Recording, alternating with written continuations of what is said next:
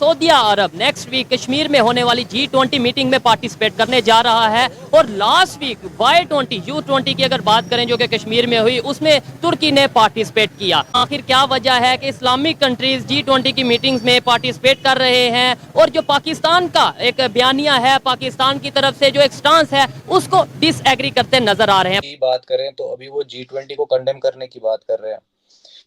तो अगर G20 की समिट यहाँ हो रही है, आप कहते हैं कि पाकिस्तान भी चाहता है कि कश्मीर की डेवलपमेंट हो, इंटरनली चाहे कि कैसा भी हो, लेकिन दिल से अगर चाहता है कि कश्मीर जो है वो फ्लरिश हो जाए, तो आप मुझे ये बात बताइए कि G20 की वजह से क्या कश्मीर में टूरिज्म का बूस्ट नहीं होगा?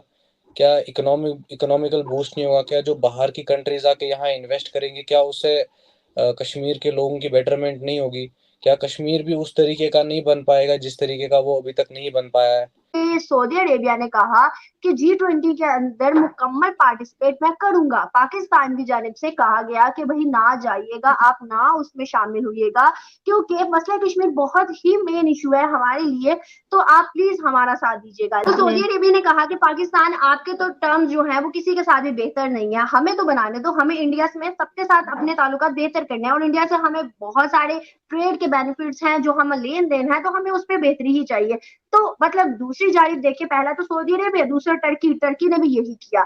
G20 की मीटिंग के अंदर पाकिस्तान को अकेला छोड़ के इंडिया का साथ। जय हिंद दोस्तों, पाकिस्तान ब्रेकिंग न्यूज चैनल में आप सभी का हार्दिक स्वागत। सऊदी अरेबिया ने पाकिस्तान की बात न मानकर भारत में जम्मू कश्मीर में होने वाले G20 मीटिंग को अटेंड करने का हामी भर दी और इससे पाकिस्तान को सबसे बड़ा धचका लगा, क्योंकि पाकिस्तान को सऊदी अरेबिया से बहुत ही आस थी कि वो कश्मीर में होने वाले G20 मीटिंग को स्किप करेगा, जहां पर पाकिस्तान पहले से ही परेशान है क्योंकि भारत ने G20 मीटिंग को कश्मीर में करने का फैसला किया। तो इसलिए उसने अपने दोस्तों से ये अनुरोध किया कि वो कश्मीर में होने वाले G20 मीटिंग का बहिष्कार करे, पर सऊदी अरेबिया ने सीधा पाकिस्तान को कह दिया कि वो पाकिस्तान के लिए भारत के साथ दुश्मनी नहीं मोलेगा और भारत के साथ उसके रिश्ते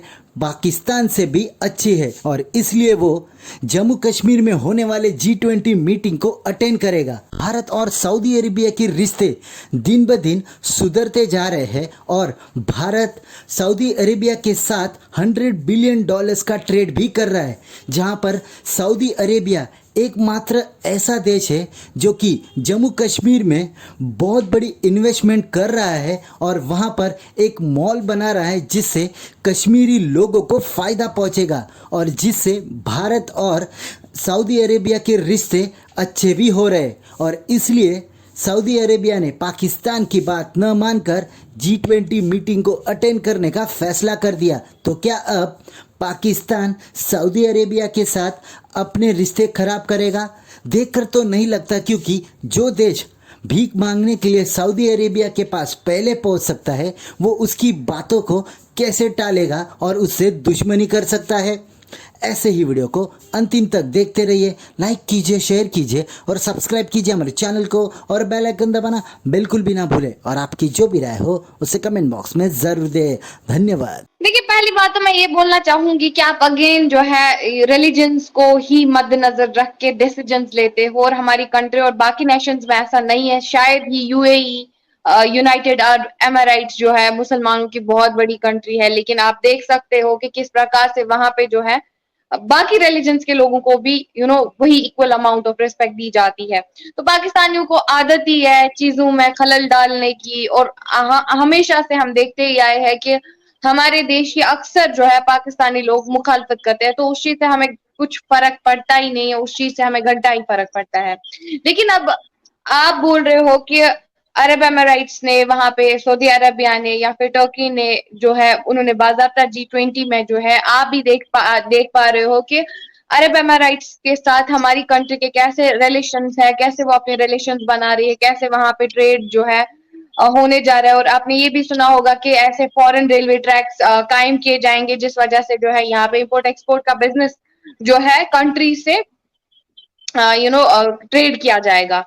तो आप भी जानते होंगे कि ईमा की प्रोजेक्ट जो है एफडीआई यानी कि इंडिया में पहली बार जो है फॉरेन डायरेक्ट इन्वेस्टमेंट का जो प्रोजेक्ट है वो लॉन्च होगा, जहां के 500 करोड़ जो है यानी कि 250 करोड़ का शॉपिंग कॉम्प्लेक्स बनेगा। उसके बाद जो आईटी सेक्टर्स कायम किए जाएंगे, उसके बाद जो है धीरे धीरे जो है ट्रेड में बेहतरी आई जाएगी। तो जाहिर सी बात है हर एक नेशन का यही फोकस रहता है कि हम आगे बढ़े, वर्ल्ड आगे बढ़े, ग्लोबली तरक्की करे, इंटरनेशनल सतह पर इंटरनेशनल फोरम्स पे अपने देश को रिप्रेजेंट करे, अपनी कंट्रीज को रिप्रेजेंट करे। तो same is the case with every nation.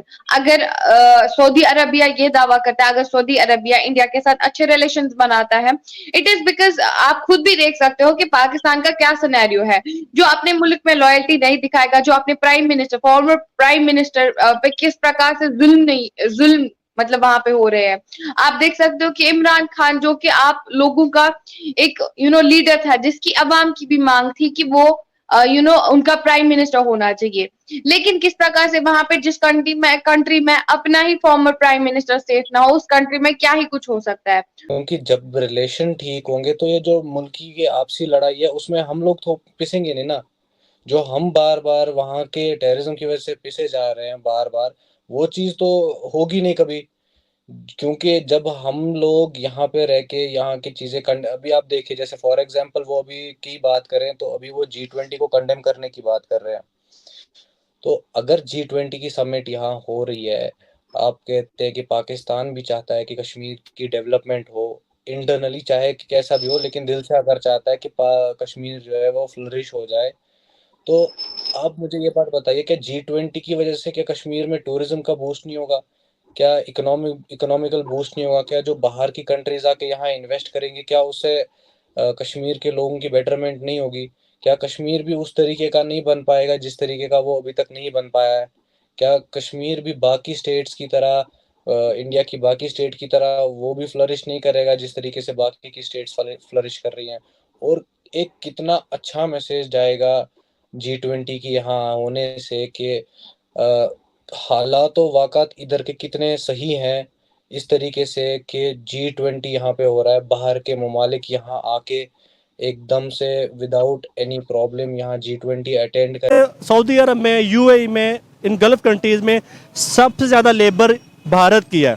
हम भारत को डिक्लेयर करते हैं कि वो हिंदू स्टेट है, जबकि यूएई और बाकी गल्फ स्टेट ने इस वजह से रखा हुआ है कि वो इकोनॉमी अच्छी है, उसके ताल्लुकात अच्छे हैं। इंडिया ने खुद को मनवा लिया है। इंडिया के लोग हर लेवल पर जॉब कर रहे हैं, वहाँ खाकरू भी इंडियन है और आप दुनिया में बड़ी 5 कंपनीज के CEOs भी इंडियन है। अगर हम बात करें ना, सऊदी अरब इतने स्टांस नहीं ले रहा है कश्मीर के इशू पे, क्योंकि उसका जो इन्वेस्टमेंट है ना इंडिया में पाकिस्तान से 100 बिलियन ज़्यादा इन्वेस्ट किया है। यहाँ पर 20 बिलियन की है तो वहाँ पर 120 बिलियन की है। ये ना हो कि कल को कश्मीरी कह दें भाई आप मर जाओ, हम कश्मीर हम यहाँ आएंगे नहीं। किस कल की बात कर रहे हैं? ये गुजरे हुए कल में हो चुका है, आज भी हो रहा है। आप कभी यही माइक लेके कश्मीर चले जाएं और आप कश्मीरियों से ये पूछे कि आप पाकिस्तान के साथ जाना चाहते हैं या आप इंडिया के साथ जाना चाहते हैं या आप आज़ाद रहना चाहते हैं, तो मेरे ख्याल में सिर्फ 5% कश्मीरी ये कहें कि हम पाकिस्तान के साथ जाना चाहते हैं।